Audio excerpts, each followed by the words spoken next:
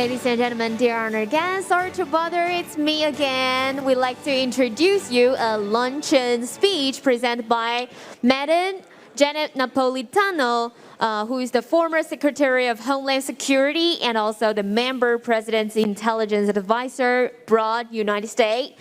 But before we bring her to you now, I would like to invite Deputy Minister of MOFA, Zeng Haoren, to introduce the speaker and topic for us. Now, please welcome. You may continue with your lunch as I do my job. Ladies and gentlemen, good afternoon. It is my distinct pleasure to introduce one of our keynote speakers to this year's凱達格蘭Forum, the Honorable Jeanette Napolitano, former U.S. Secretary of Homeland Security, a member of the Parliament of the President Intelligence Advisory Board, and Professor of Public Policy and Director of the Center for Security in Politics at UC Berkeley. Ms. Napolitano had originally planned to visit Taiwan in person. However, she couldn't make it because she has just contracted the COVID-19. Despite not participating physically, she has been developing connections with Taiwan for a long time. As I'm very sure that she will have the opportunity to visit Taiwan to learn more about our vibrant democracy in the near future. I wish Ms. Napolitano a speedy recovery, and Taiwan always welcome you anytime. Ms. Napolitano was the first female U.S. Secretary of Homeland Security and the longest-serving incumbent to date. Under her leadership, the department became more resilient, efficient, and cohesive in its efforts to prevent terrorist attacks, secure U.S. borders, and respond to emergencies. Furthermore, in 2012, Ms. Napolitano announced that Taiwan will be the 37th country to be included in the U.S. visa waiver program. Taiwan's inclusion has further enhanced the cordial relations between Taiwan and the United States, especially in terms of trade, investment, tourism, and culture. After leaving her post, Ms. Napolitano became the first female president in the 145-year history of University of California. During her tenure from 2013 to 2020, she was a staunch supporter of Californian students. She worked to stabilize in-state tuition, gave more support to undocumented students, launched an initiative to help students access nutritious food, and established reforms to tackle campus sexual harassment and assault. She also campaigned for clean energy, initiating a plan to realize 100% carbon neutrality across all campuses and university medical centers by 2025. Ms. Napolitano is currently Professor of Public Policy and Director for Center of Security in Politics at UC Berkeley. With the launch of Taiwan-U.S. Education Initiative in December 2020, both sides have drawn on the achievements of recent years to deepen cooperation in international education. And I am confident with Ms. Napolitano's dedication, we will be able to further enhance and expand existing programs between Taiwan and the United States. Furthermore, in May this year, Ms. Napolitano was also appointed to the President's Intelligence Advisory Board. And in this role, she provides President Biden with advice on the effectiveness of the intelligence community. Prior to the positions I just mentioned, Ms. Napolitano served as governor of Arizona from 2003 to 2009. As Attorney General of Arizona from 1999 to 2003, and as U.S. Attorney for the District of Arizona from 1993 to 1997. Ladies and gentlemen, please join me in welcoming the Honorable Jeanette Napolitano. Thank you.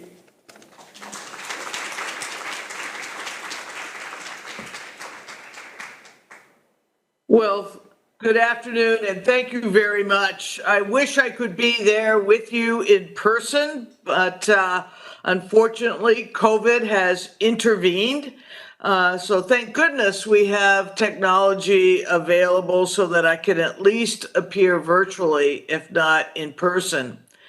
I'd like to thank the Taiwan Economic and Cultural Resources Office in Washington for this invitation, and I would similarly like to thank the conference organizers for your warm welcome and your flexibility in dealing with my COVID situation. As was mentioned, my name is Jeanette Napolitano, and I am currently a resident of Berkeley, California, commonly considered the birthplace of the free speech movement in the United States and home of America's finest public research university, the University of California at Berkeley. I am a professor and faculty director and founder of the Berkeley Center for Security and Politics. My center is focused on examining the nexus between security and politics in the United States and bringing together leading practitioners and best-in-class researchers to solve some of the most pressing challenges facing my country today. Our key areas of focus and research are in strengthening democratic institutions, thinking about issues related to technology design, and cybersecurity to ensure thought and deliberation goes into the development of new and emerging technological tools. And finally, examining the security issues that arise out of climate change, such as its effects on extreme weather patterns and issues such as food and water security. In addition to addressing you today, I'm eager to explore additional collaborations that may be established between Berkeley and Taiwan academic and research institutions that are of shared interest. I should also say that there are already robust and enduring ties between Taiwan and Berkeley.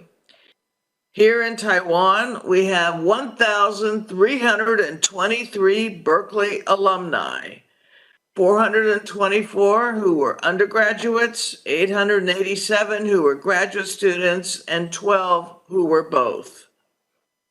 Currently, we have 279 Taiwanese students enrolled at UC Berkeley, an increase of over 60% over the last 5 years. And over the last 5 years, UC Berkeley has hosted 45 visiting student researchers, 59 visiting scholars, and 48 postdocs from Taiwan. UC Berkeley also has an impressive student exchange program with partnerships with National Taiwan University for summer, fall, spring, and year-long study abroad programs. We also have the Taiwan Berkeley Fellowships, a partnership with the Taiwan Ministry of Education to support Taiwanese students of outstanding talents in their pursuit of doctorate studies at UC Berkeley. In addition, we have the U.S.-Taiwan Next Generation Working Group, an in-depth training program for scholars and policymakers with an interest in U.S.-Taiwan relations who show promise as future experts on foreign affairs in relation to Taiwan. Berkeley and Taiwan work closely together on industry-sponsored research and innovation and entrepreneurship with partnerships like the Industrial Technology Research Institute and the Taiwan Semiconductor Manufacturing Company, each with over 15 research projects in partnership with Berkeley to date. Another important Berkeley research partnership with Taiwan is the Berkeley Taiwan Health Innovation Accelerator. This program is a partnership between Berkeley School of Public Health, UC Berkeley-based Business Accelerator Skydeck, and the Ministry of Science and Technology and the National Council of Taiwan. The program connects representatives from Taiwanese medical technology startups with Bay Area health system leaders, pharmaceutical representatives, experts in regulatory and reimbursement strategies, and life science investors. The program provides mentorship and coaching and helps Taiwan startups expand their networks and their impact by connecting with Berkeley and Silicon Valley leaders. It's a perfect example of how we can help each other succeed and make a difference in an important shared industry. Now, prior to founding the Center for Security and Politics at Berkeley, I spent 7 years as president of the University of California System, which features 10 Research One academic institutions, including UC Berkeley, UCLA, UC San Diego, UC Davis, and 6 other world-class universities. And as mentioned, I also served as the 3rd United States Secretary of Homeland Security in the administration of President Barack Obama for 5 years.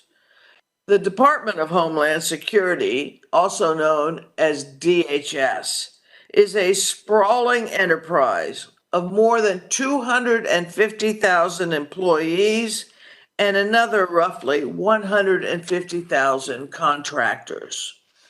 When I was at its helm, it had a budget of more than $50 billion annually and spanned the globe with offices and operations in more than 120 countries.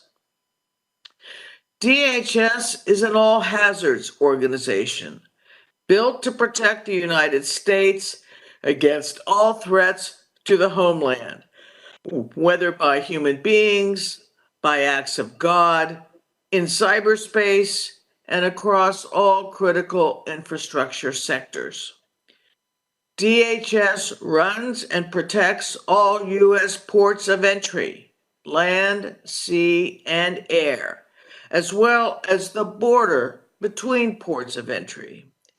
It patrols the littoral waterways of the country, protects the President of the United States and visiting international heads of state, and manages border security, immigration enforcement, and aviation security. DHS is also missioned to facilitate lawful trade and travel, to welcome new immigrants and new Americans to our country, as well as to collect vital revenue for the United States through customs duties. The Department of Homeland Security is the youngest and the 3rd largest department of the United States government. It was formed in the aftermath of the attacks of 9/11, out of the belief that our government would have been better prepared to connect the dots and prevent those attacks if disparate elements of the government were connected and collected under one roof. Now, when the average person thinks about Homeland Security or outside the United States, Interior Ministries, they don't automatically think international. These are Homeland Security and Interior Ministries, after all. But in reality, no national government can operate best practice domestic security operations without being international and working closely with international partners.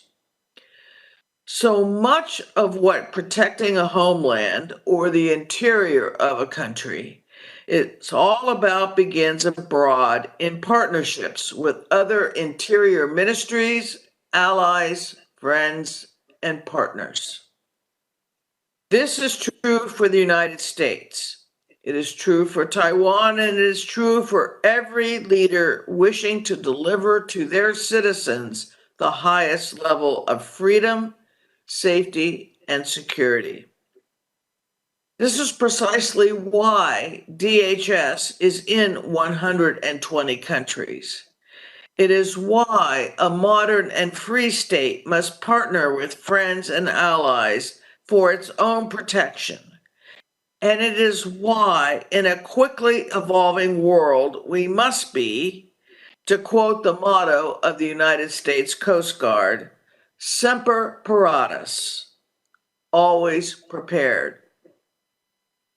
This is really where I want to focus today, because this conference is about security trends in the region and about what we all can do to be best prepared for the security challenges of the future.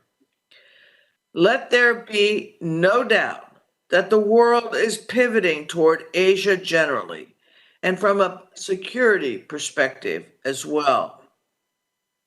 As regional powers grow into global ones, as new technology, new innovation, and new discovery emerges in Asian markets, and as our societies, East, West, and in the middle, grow closer and closer through evolving forms of communication like search and social media, new and more pernicious threats are also arising.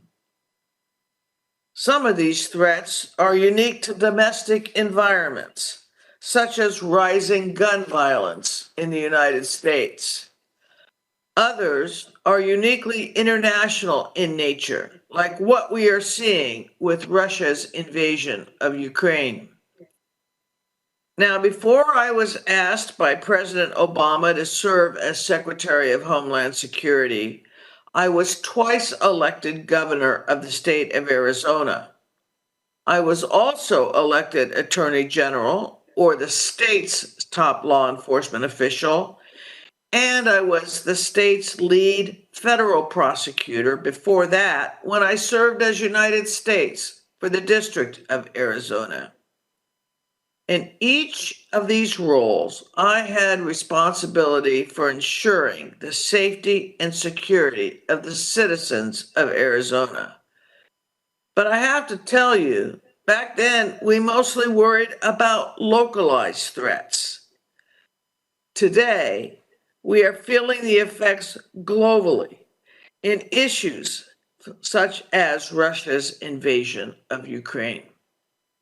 The cost of food has risen, fuel prices have skyrocketed, inflation is rising, and that is before we even start to talk about the devastating toll this conflict has inflicted on the people of Ukraine. Russia's uncalled for invasion of Ukraine has created a refugee crisis as millions of Ukrainians flee for their lives due to Russia's artillery pounding of civilian targets like our apartment complexes, theaters, and shopping malls. The price of grain has risen inordinately in places like North Africa as Russian ships blockade Ukraine's ports and prevent the export of grains such as wheat and barley.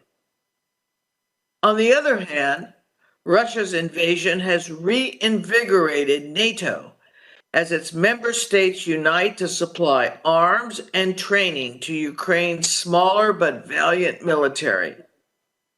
NATO itself will soon be enlarged with the addition of Finland and Sweden to NATO membership.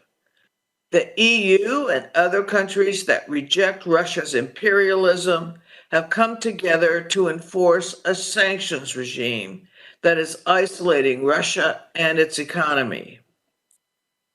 What we might have once considered a regional conflict today reverberates globally and in multiple ways. Another current crisis that truly reverberates globally is that caused by climate change, by the warming of the planet. This has caused sea levels to rise, weather patterns to change, and has interfered with food security, water security, supply chains, and public health, to name just a few. All of us in academia, in the private sector, and in government must come together with a unity of effort to slow the rate of global warming. We must also work to improve our resilience to climate change, as well as our adaptation to the change that has already occurred. The Paris Accords, followed by Glasgow, while not perfect, still represent the international community's best attempt to deal with climate change. And in this arena, failure is not an option. The globalization and interconnectedness of the threat environment is what all countries now have to think about in the context of security preparation and preparedness. It is also what responsible governments must consider in contingency, crisis, and consequence management planning. How can we make our homelands, our interior security systems, our market protections, our supply chain, and our defensive capacities more robust, more resilient, and best postured to recover from critical incidents? What does this mean in terms of civilian authorities? How well prepared are we to collect and resource domestic security requirements to protect our people against all threats, whether foreign or domestic? We had two sayings we used to repeat when I was Secretary of Homeland Security. The first was Homeland Security is hometown security. And the second was Homeland Security begins abroad. I'm no English professor, but I do recognize the juxtaposition of these two phrases, and I believe them both to be true. If our hometowns are not resilient and postured to be prepared for all hazards, our citizens won't be and won't feel safe. And what does this mean? It means preparation and hard work. It means securing supply chains now so they aren't interrupted in the future. This can be accomplished through global partnership that give us earlier looks into the global distribution of goods, and by deploying new technologies that enable security officials to track and anticipate the movement of goods while verifying and validating the cargoes itself. There are remarkable new commercially available products that enable us to literally know everything about a supply chain, and all responsible governments should avail themselves of these tools to stay ahead of supply chain disruptions and delays. It means digging deep on cyber defenses and cybersecurity so that should a network be penetrated, it can be resolved and restored quickly. Cyber threats are on the rise globally, and that is particularly true in the Asia-Pacific region. And there are several unique challenges we face in the cyber arena. First is simply keeping pace with technology development itself. As new tools become available to establish verifiable cyber defenses, new approaches to counter them evolve just as quickly. So next is the fact that there really isn't any international framework that defines lanes in the road for how a cyber attack is treated in warfare or in law. This is something we struggled with when I was secretary, and it hasn't changed much in the decade since then. In this context, responsible nations are left to build cyber defenses, knowing that they must be constantly evolving and that an attack may not be recognized as such under international standards, to the degree that any international standards even exist. Security officials responsible for cybersecurity, therefore, must be both entrepreneurial in establishing defenses as well as constantly evolutionary. We all know there is no single bullet cyber defense, but by mixing and matching tools and approaches, we can lead adversaries off course and thereby protect our networks. This, of course, ties directly into the need to secure critical infrastructure, rails, grids, chemical facilities, power plants, energy production capacity, and aviation. Yes, fences, gates, guns, and guards secure critical infrastructure, but in today's wired environment, those physical security features are no longer sufficient. Network vulnerabilities must be addressed first today in precisely the manner we must as it relates to cybersecurity. Advanced intelligence is critical to this fight. Knowing what your own vulnerabilities may be and bolstering them in advance of an attack. A companion to critical infrastructure protection is the need for all nations to secure their own borders, ports, and perimeters. In the United States, border and perimeter security can be controversial and is politically charged. But I have always believed that every nation has a sovereign right and responsibility to secure its borders. And while this may be controversial to some, there has always only been one prudent way to accomplish this task, through a blend of manpower, of technology, and physical infrastructure. In the United States, we have more than 20,000 Border Patrol agents and nearly as many customs officers working our borders and ports each and every day.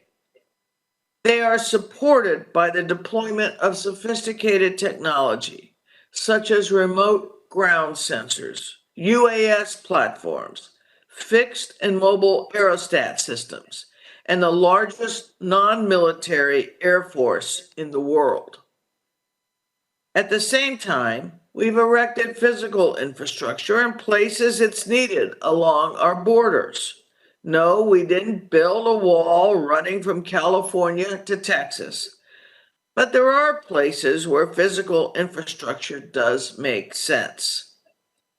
This blended approach, boots on the ground, technology, and physical infrastructure, works for the United States and works for other countries as well.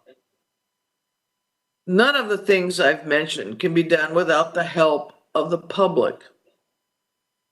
As our most ready censor, in a way, that's the public itself.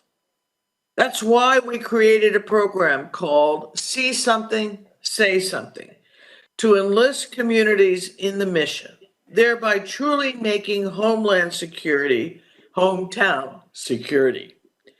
Our citizens, through this campaign, were encouraged to report suspicious activity as they saw it. And it was an incredible success in helping to thwart a number of incidents that may have become worse had the public not forewarned public safety officials. That is a great example of a campaign of Homeland Security in our hometowns. Now, what did I mean about Homeland Security also beginning abroad? Well, that takes me back to where I began. Partnerships with friends and allies and working offshore to ensure onshore safety and security. One of the most effective tools against all threats is knowing that they exist before they know you do. People often tell me that being an interior minister or a Homeland Security secretary is the most thankless job in government because you get all the blame when something goes wrong and none of the credit when everything goes right. I don't know if that's true. I certainly love my time as secretary. But what I can tell you is that most threats in society today are averted before they can be realized.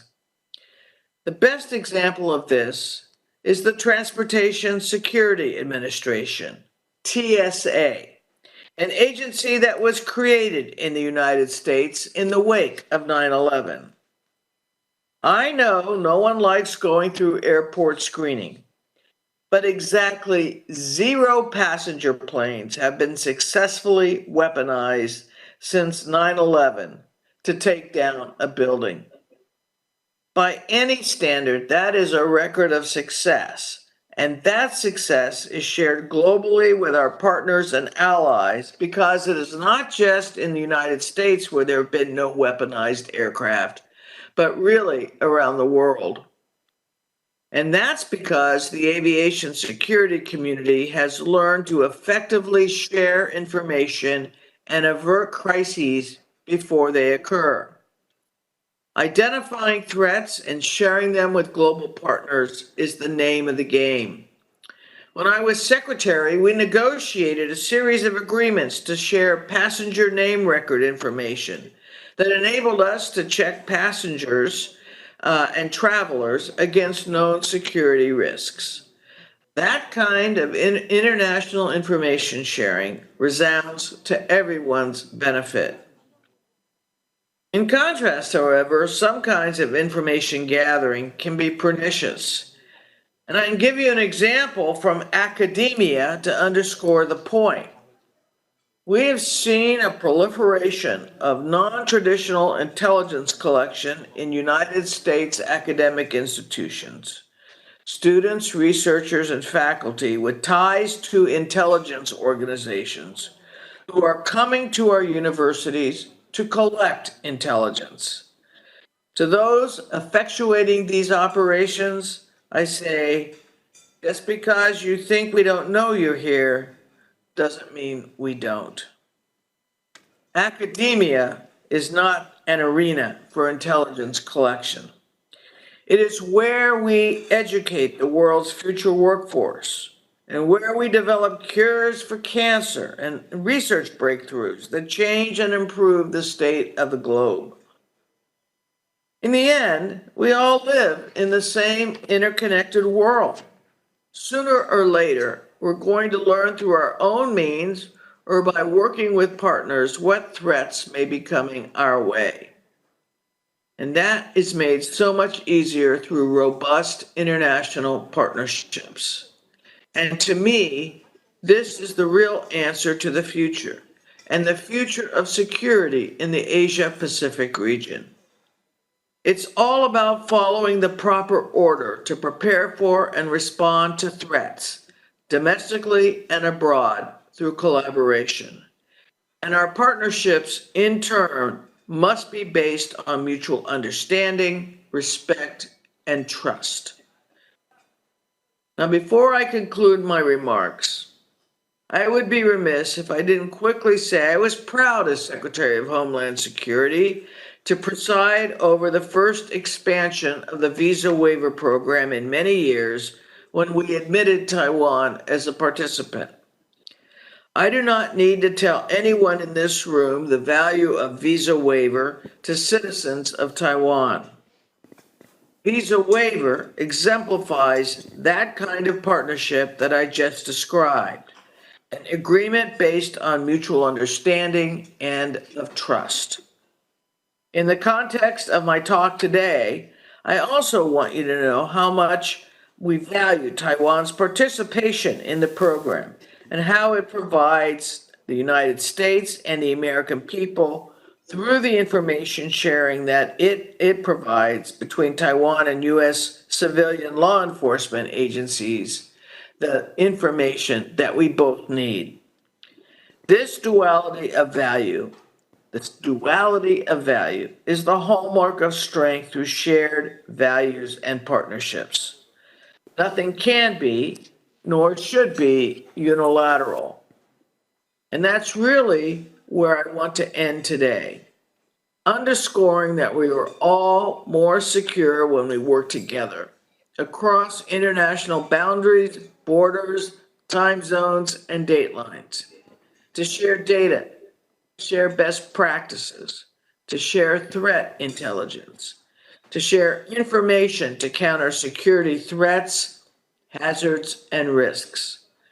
The more we can do that as partners, the more secure the Asia-Pacific region will be, as well as the rest of the world. It's been my honor to be able to be with you today, albeit virtually. Thank you so much for inviting me to speak. Thank you. All right.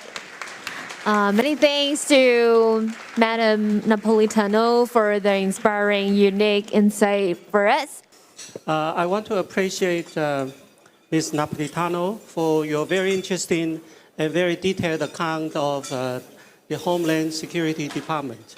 Actually, I recall when the department was established after September 11th incident, I was working in our office in Washington, D.C. And I wonder how much of what you say was true when it was just established. When you say that Homeland Security is equal to hometown security. At that time, when United States was the target of international terrorists, that kind of sense of community in the world as a whole probably is not as strong as it is today. I think that's a very interesting difference. You also talk about Homeland Security starts from abroad by partnership with our friends. This is so true today. And I think this is also very important for Taiwan as we reach out to make more friends. One of the U.S. Secretary of Treasury, Ms. Yellen, she used the term friend shoring, and it has become very trendy recently, meaning we choose to work with countries that have a strong adherence to the norms and regulations of doing business in the global community. I think that is also reflecting the value of Homeland Security today. So Homeland Security starts from abroad, but Homeland Security is also locally oriented, as you said that Homeland Security is hometown security. So I just want to draw some of my conclusions of understanding your speech. And again, thank you very much, Madame Napolitano, for your wisdom and for sharing your experience. Thank you very much. Thank you. Thank you once again for our speaker and Deputy Minister Zeng.